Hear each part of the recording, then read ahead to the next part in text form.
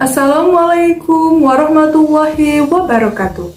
Sampurasun, wilujeng enjing mitra sadaya, tepang deui sareng abdi pun Sumarni dina program Warta Sunda TV.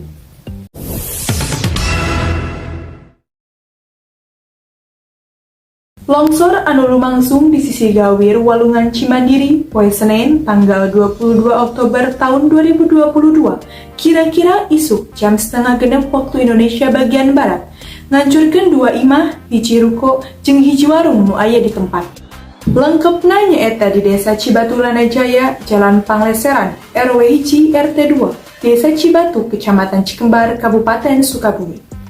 Kanggo informasi salengkepna, kabeh tos terhubung sareng wartawan aya di lokasi. Rita Melani mangga pikeun laporanan. Atur nuhun ka Sumarni nu aya di studio. Abdi ayeuna parantos aya di lokasi tempat lumangsungna longsor.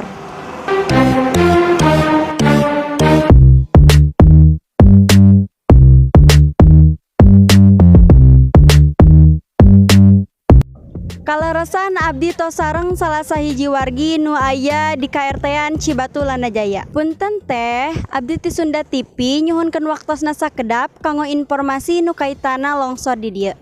Jedengan teh sareng saha? Sareng Saroh. Tiasa ngajentrekeun perkawis longsor ieu? Seueur nu nyarios mah kajadian longsor di dieu teh disababkeun ku hujan anu terus-terusan. Oh nya, aya korban jiwana teu? Ari korban jiwa mah alhamdulillah teu aya ngan dua bumi, hiji ruko sareng hiji warung ngancur kacana ku longsor. Hatur nuhun kanggo informasina. Sami-sami. Kurang leuwih longsor ieu panjangna 100 meter, rubak 75 meter, sareng jangkungna 3 meter. Teu aya korban jiwa tina musibah ieu. Tapi bangunan-bangunan nu aya dina gawir luhureun Walungan Cimandiri ancur sawatara bagian bangunan katimbang kabawa longsor.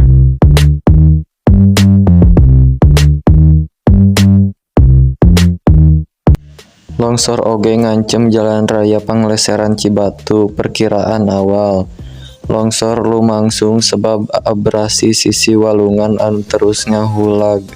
Dampak luapan Cimandiri di sababaraha waktu ka tukang.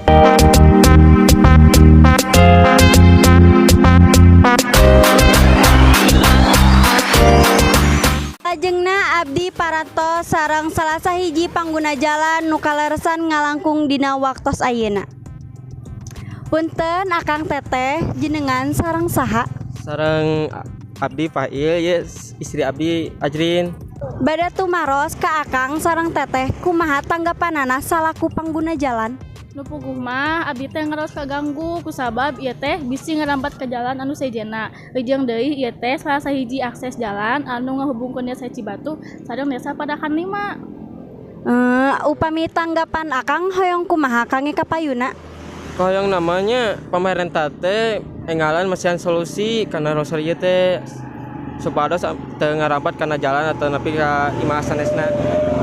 Hatur nuhun kanggo waktosna. Ya sami-sami.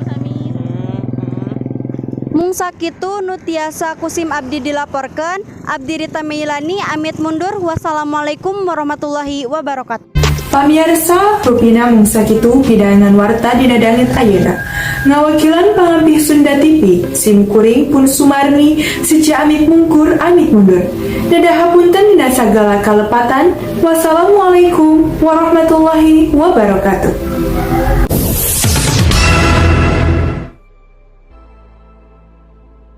Violins and passionate